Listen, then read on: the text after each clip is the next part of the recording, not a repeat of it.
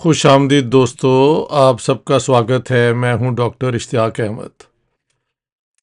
आज सारे दिन की कार्रवाई जो है वो यूं है कि सबसे पहले के DGMO, director general military operations, किसने किसको पहले फ़ोन किया, इस पे बहुत एक डिस्कशन दोनों तरफ से हो रही है।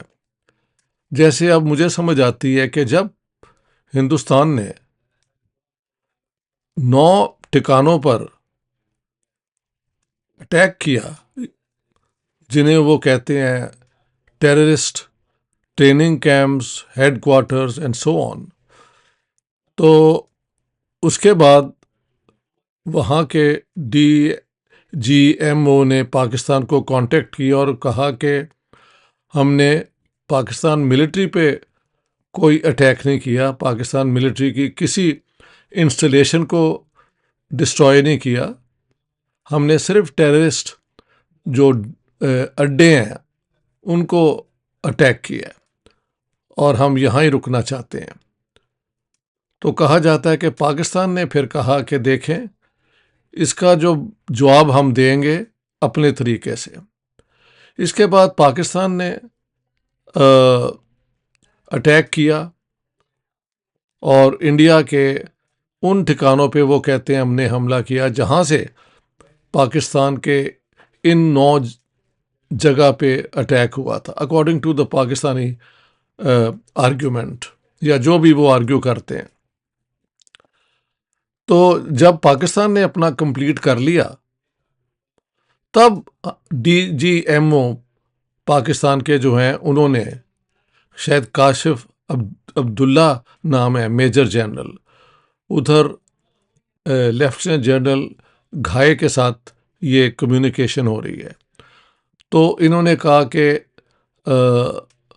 अब वी वांट कि हमने अपना पूरा कर लिया, और सीज़ फायर की तरफ बात हुई और सीज़ फायर फिर हो भी गई। और 2 दिन बाद आज फिर दोनों की बात हुई है, जिसमें कहा जाता है वायलेशन दोनों तरफ से हुई है। ये खबरें चलती हैं इस हालात में।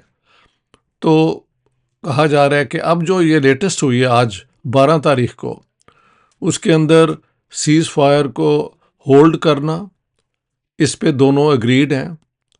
और इसके बाद शायद 48 आवर्स के बाद और भी बात होगी। इंटरेस्टिंग चीज़ ये है कि Indian prime minister Narendra Modi ji जो हैं, उन्होंने तकरीर की, कोई 22 मिनट की तकरीर है और मैंने पूरी सुनी है। तो वो तो यही कहते हैं कि हमने ये पाकिस्तान को बता दिया है कि अगर कोई टेररिस्ट हमला हुआ और उसका रिलेशनशिप पाकिस्तान से हुआ तो फिर हम इसको उसका पूरा जवाब देंगे। और उन्होंने मज़ीद कहा कि हमारी फ़ौजों ने मिल के जो एक्टिविटी की है वो तारीख़ के अंदर एक बहुत बड़ा एक नया चैप्टर है। इसके अलावा कुछ एक्सपर्ट्स जो हैं इंडिया के मिलिट्री एक्सपर्ट्स, वो कह रहे हैं जी हमारे इंडिजिनस प्रोडक्शन जो है हथियारों की, हमने उसकी मदद से शो किया है दुनिया के हम भी एक सुपर पावर है। ये इस किस्म की आर्गूमेंट्स इस ज़माने में होती रहती हैं। पाकिस्तान की तरफ से ये है कि इंडिया की जो एयर फोर्स है हमने उसको ज़ीरो कर दिया है और हमारी टोटल डोमिनेशन थी इन द एयर। इंडियंस कहते हैं जी हमने पाकिस्तान की जो एयरफील्ड्स हैं, स्ट्रेटेजिक एसेट्स, यानी जहाँ से जहाज़ उड़ते हैं, ये है वो है, उनको भारी नुकसान पहुँचाया है। तो अब ये दोनों तरफ से ज़ाहिर है एक प्रेस्टीज का मामला है, अपनी आवाम को मुतमईन करने का, सेटिस्फाई करने का मसला है। तो ये बातें तो इस जंग के दौरान जब भी होती हैं, दोनों तरफ इसी किस्म की बातें करती हैं। लेकिन एक बात नोट करने वाली है कि हिंदुस्तान ने पाकिस्तान पे कोई डिसाइसिव यानी जीत हासिल नहीं की। इसमें भी कोई शक नहीं है कि पाकिस्तान ने जो जवाब दिया उसमें उनके एयरफोर्स के जो परफॉर्मेंस है वो इंडिया से बेहतर गिनी जाती है। इंडिया वाले बार बार अपनी मिसाइल्स का जिक्र कर रहे हैं जो उन्होंने उन्हीं ठिकानों पे मारी। अब तो कहते हैं कराची के भी मलीर के इलाके में हमने हिट किया, एंड दैट्स पॉसिबल। दोनों तरफ क्लेम कर रहे हैं कि they have done very well. लेकिन जो बात समझ आती है वो ये है कि it's not been a walkover for India कि वो इस किस्म का मिलिट्री ऑपरेशन करें और उसका जवाब ना दिया जाए। ये भी बात साबित हुई कि चाइना ने खुल के पाकिस्तान का साथ दिया है, और एक अपना प्रेसिडेंट ट्रंप का दोबारा वो एक बयान दिया है कि मैंने दोनों को कहा है कि देखो, अगर सीज फायर नहीं करोगे तो जो ट्रेड है तुम्हारे साथ वो हम बिल्कुल बंद कर देंगे। तो अब इंडिया में भी ये सवाल उठ रहा है कि why did India agree to a ceasefire. अब इंडियंस तो यही कहेंगे ना कि हमने ये जो थे टेररिस्ट अड्डे इनको तबाह करना था, and we achieved our purpose. Well, that's one argument. लेकिन जो मुझे समझ आती है कि ये जो है ना मिलिट्री एक्सचेंजेस, वो दो सिमेट्रिकल पावर्स के दरमियान हैं। अब इस पे इंडिया वाले बहुत शोर मचाएंगे। Maybe I am wrong, I am not a military expert in that sense. लेकिन अगर आप मिस्टर प्रवीण सोनी के ये जो देखें तो वो तो कहते हैं कि पाकिस्तान की मिलिट्री प्रेपरेशन इंडिया से सुपीरियर है बिकॉज ऑफ चाइनीज़ टेक्नोलॉजी, और जो उन्होंने एक इंटीग्रेटेड ये सिस्टम बनाया हुआ है। So this is from with in India somebody saying this. ठीक है, पाकिस्तान में तो वो बहुत ये जश्न मना रहे हैं कि हमने इंडिया को ये कर दिया वो कर दिया। वो जो ब्लस्टर है पाकिस्तान का, I am very very familiar with it. हकीकत क्या है वी डोंट नो, लेकिन इसमें कोई शक नहीं है कि दोनों को सीज फायर एग्री करने में फ़ायदे नज़र आया है। तो मैं समझता हूँ ये एक्चुअली ये जंग क्या है। पाकिस्तान ने चाइनीज़ जो हार्डवेयर है G10 G10C इस किस्म के नाम हैं, और ये मिसाइल जो है S15 इसका इस्तेमाल उन्होंने करके दिखाया है बड़ी कामयाबी से फ्रॉम द पाकिस्तानी साइड। मैंने इंटरनेशनल जो कमेंटेटर्स हैं उनकी भी बातें एक के बाद एक सुनी हैं। हाँ जी, और इंडिया का क्लेम है कि हमने जहाँ से पाकिस्तान ये सारी एक्टिविटी करता है, यानी एक तो टेररिस्ट जो हैं अड्डे उनको हमने डिस्ट्रॉय किया है, साथ साथ ये जो एयरपोर्ट होते हैं जहाँ से ये जहाज़ उड़ते हैं हमने उसको बहुत शदीद नुकसान पहुँचाया है। तो in one sense both sides can claim some sort of success. Pakistani claim कर रहे हैं कि हमने 6 इंडियन फाइटर जेट्स गिराए हैं, और लेकिन ये जेट्स जो हैं वो इंडियन टेरिटरी में ही गिरे हैं। इंडिया ने अभी तक क्लेम तो किया है कि पाकिस्तान की भी त्यारे गिराए गए हैं, लेकिन कोई कॉन्क्रीट एविडेंस अभी तक सामने नहीं आया। तो दिस इज़ द सिचुएशन। हाँ, तो इस जंग में क्या साबित हुआ कि टेररिज्म जो है वो इन दो मुल्कों को दोबारा एक जंग के माहौल में ला सकती है, और अगली जंग शायद इससे ज़्यादा घनौनी होगी, डरावनी होगी, जिसके हम पीस लविंग पीपल दोनों तरफ जो हैं बिल्कुल ख़िलाफ़ हैं। इस इलाके में बहुत अभी तक गुर्बत है, बैकवर्डनेस है। ये जो कोविड के दौरान जो हुआ, कितने लाख लोग मारे गए हिंदुस्तान में, जो बेचारे वर्कर्स घर जाते जाते रस्तों में गिर गए, वो भी नज़र आता है, और पाकिस्तान में भी। और फिर और किस्म की बैकवर्डनेस एजुकेशन वाइज, घरों का ना होना, लोगों की मजबूरियां जो हैं, तो इसमें जो होता है ये शेयर जो हैं, कहा जाता है कि डसॉट जो फ्रेंच राफेल के ओनर है, उनके स्टॉक्स की कीमत जो है वो कम हुई है।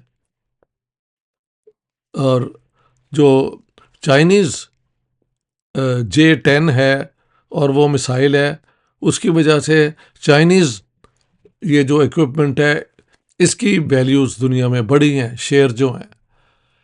तो एक्चुअली ये देखा जाए तो ये मिलिट्री इंडस्ट्री का फ़ायदा ही हुआ है इसके अंदर, किसी का नुकसान किसी का फ़ायदा।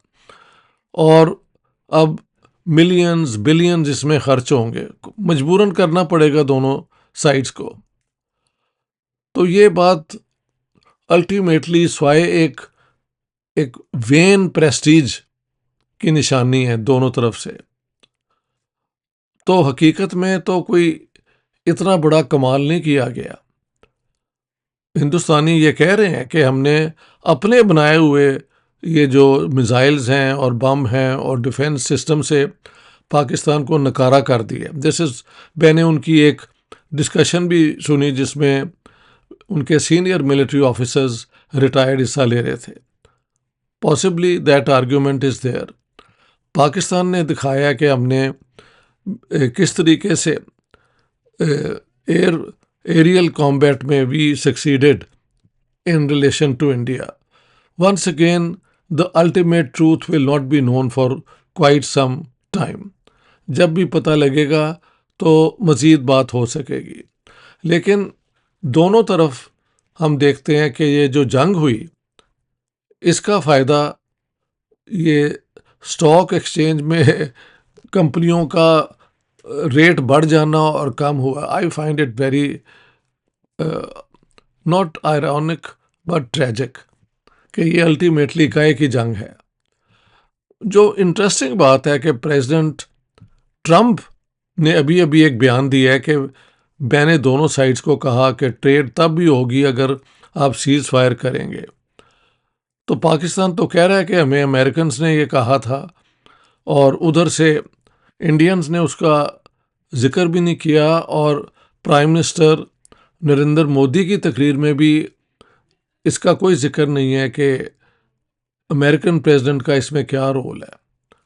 लेकिन कहा जा रहा है कि एक और मीटिंग होगी इंडिया और पाकिस्तान के दरमियान, जिसमें ये जो वाटर इशू है इसको भी टेबल पे लाया जाएगा, कश्मीर के इशू को भी लाया जाएगा।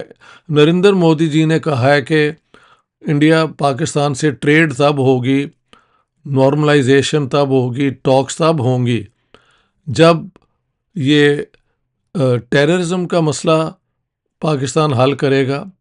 और कश्मीर के ऊपर जो बात होगी वो पाकिस्तान कश्मीर जो है उसको छोड़ें, वो इंडिया का अटूट अंग है। सो दीज आर, इसे कहा जाता है maximalist positions. When you go for negotiations, you begin with your maximalist positions, और फिर अगर नेक नीति से दोनों साइड्स आर्ग्यू करें तो दे कम टू समवेयर जहाँ पे दोनों का इंटरेस्ट जो है अकोमोडेट हो। और मेरी तो अपनी आर्ग्यूमेंट है कि ultimately the line of control has become the border between India and Pakistan since 1948। इसी स्टेटस को मेंटेन किया जाए, बजाय लाइन ऑफ कंट्रोल के वो इंटरनेशनल बॉर्डर हो जाए। और जैसे कसूरी प्लान में ये था कि इसके बाद दोनों तरफ से ट्रेड शुरू हो जाए, आना जाना शुरू हो जाए, तो फिर देखा जाएगा कि आइंदा इस पूरे इलाके की जो है वो किस तरफ जाती है डायरेक्शन डेवलपमेंट की। जंग होती रहेगी और लोगों का नुकसान होता रहेगा, जानें जाती रहेंगी, तबाही होती रहेगी, और फिर चंद दिनों के बाद सीज़ फायर हो जाएगा। और सीज़ फायर होने के बाद फिर दोनों साइड्स क्लेम करेंगे that we succeeded and the fellow at the other side was the loser. जब तक एक फौज सरेंडर नहीं करती जैसे 1971 में हुआ है, तो this is open to both sides making contradictory claims, and I don't think that is possible anymore. East Pakistan की डिफीट जो है उसकी एक वजह तो ये थी कि पाकिस्तान आर्मी जो है वो ईस्ट पाकिस्तान को सोल्जर्स प्रोवाइड नहीं थी कर सकती, आर्मामेंट प्रोवाइड नहीं कर सकती थी। इंडिया ने वो जो है ना एयर स्पेस बंद कर दी थी। So that was an exceptional situation. अब दो मुल्कों के अंदर जंग होती है तो कौन जीतता है कौन हारता है मुझे नहीं पता, लेकिन तबाही जो है वो खासी बड़ी स्केल पे होगी। जैसे मैंने बार बार कहा है, इस जंग के ये जो है ना यूफोरिया दोनों तरफ, हमने ये कर दिया दूसरा हार गया, ये है वो है।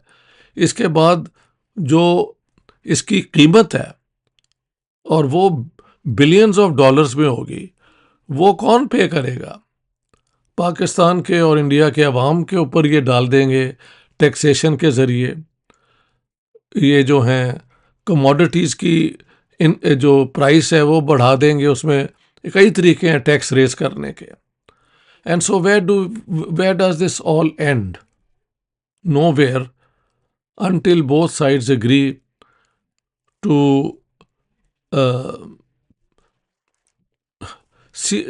to seriously and sincerely decide no more war.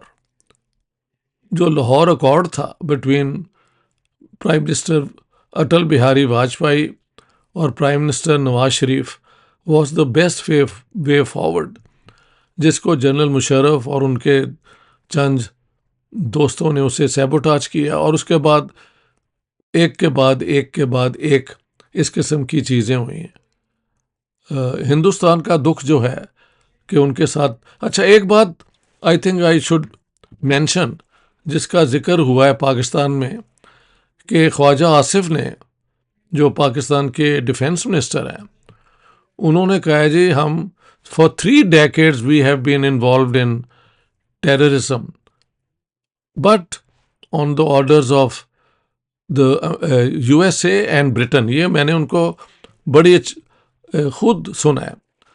तो बात ये है कि 3 decades जो हैं, 1 decade तो आप कह सकते हैं कि पाकिस्तान की इन्वॉल्वमेंट इन अफगानिस्तान, 10 साल आप निकाल दें तो 2 more decades 20 साल और फिर किस में इन्वॉल्व हुए? तो वो तो ख्वाजा आसिफ साहब इन वन वे मान रहे हैं कि पाकिस्तान की सरजमीन से ये लश्कर तैयबा, जैश मोहम्मद, हरकतुल मुजाहिदीन और कई ऑर्गेनाइजेशंस ने इंडियन पंजाब में टेररिज्म की, और इंडियन मेन जो टेरिटरी है जो है दिल्ली के अंदर, बॉम्बे के अंदर, महाराष्ट्र के इलाकों में टेररिज्म की। तो मैं ख्वाजा आसिफ के इस बयान को कोई स्लिप ऑफ द टंग नहीं समझता कि उनकी ज़ुबान से 3 decades निकल गया। No, I think he meant it. लेकिन ये मैं समझता हूँ उनकी बड़ी हिम्मत है और उनकी हुकूमत की कि उन्होंने इसका इतराफ़ किया है, दे हैव एक्नॉलेज्ड इट। लेकिन जहाँ पे कोई एक्नॉलेज करता है तो उससे अगला कदम होता है कि फिर हम इसमें इन्वॉल्व नहीं है। यहाँ पे भी कहने की ज़रूरत है कि इंडिया ने जो कहा कि ये पहलगाम का जो अटैक हुआ है ये पाकिस्तान से ऑर्डर था, इसका कोई कंक्लूसिव प्रूफ दुनिया को वो नहीं दिखा सके। अगर दिखा सके होते तो कहीं ना कहीं तो दुनिया में उनको सपोर्ट मिलती इसके ऊपर। हाँ, ये कहा गया कि India has the right to defend itself against terrorism, which I think is fair enough. लेकिन पाकिस्तान की इन्वॉल्वमेंट, डायरेक्ट इन्वॉल्वमेंट उसमें, वो साबित इंडिया फ़िलहाल नहीं कर सका और दुनिया को कन्विंस भी नहीं कर सका। मैंने इन इश्यूज़ को भी ले लिया क्योंकि you have to look at the totality of things कि ये हुआ क्या, कैसे हुआ, और उसके नेट रिजल्ट जो हैं वो ये जो है ना आर्म्स इंडस्ट्री इसके बारे निहारे हो गए हैं, कुछ के शेयर्स ऊपर चले गए हैं, कुछ के नीचे चले गए हैं, बट किन के? ऐसे हथियारों के जिनसे तबाही मचाई जाती है। तो लोग दोस्तों इसके ऊपर सोचें ज़रा आप। हिंदुस्तान में भी लोग मुझे लगता है डर के चुप हैं। पाकिस्तान की तरफ से कई लोग हम अमन के लिए आना चाहते हैं मार्केट फील्ड के अंदर। हाँ जी, इंडियंस कहते हैं जी पाकिस्तान क्योंकि कमज़ोर है इसलिए पीस की आप बात करते हैं। This is not true. Many of us believe in peace because peace is good for the people of the subcontinent. तो दोस्तों इस तरीके से पॉजिटिवली अपना माइंड बनाएं। जो इंडिया ने करना था करके दिखा दिया, जो पाकिस्तान ने जवाब देना था वो भी करके दिखा दिया, बट बेसिकली स्वाय इसके के दोनों तरफ तबाही हुई हैं, कोई मेजर अपसेट नहीं हुआ। And I think this is where one needs to take a philosophical view of the things and decide for another way of dealing with one another. दोस्तों अगर आप एक ऑल्टरनेटिव तरीके से इन चीज़ों को देखने के हक में हैं तो प्लीज़ मेरे YouTube चैनल को सब्सक्राइब कीजिए। राइट हैंड कॉर्नर पे सब्सक्रिप्शन बटन है। जितने आपकी सब्सक्रिप्शन होगी उतनी लोगों तक मैं एक ऑब्जेक्टिव एनालिसिस आपको दूंगा। ये दोनों तरफ ट्रोलिंग, ये बहुत कुछ हो रहा है, मेरे साथ भी होता है, लेकिन इससे लोग सच बोलने से नहीं गुरेज करते। सच की एक अपनी ताकत होती है और वो लोगों को बोलना चाहिए। हिंदुस्तान में भी बड़े रोशन ख्याल लोग हैं जो इस पे बात करते हैं। तो आई am not pessimistic, I still believe in the goodness of human beings. Ideologically लोगों को पागल किया जा सकता है, नफरत सिखाई जा सकती है, but this is not the normal state of being human. Solidarity, cooperation, यही है एक तरीका दुनिया में आगे बढ़ने का। Thank you very much.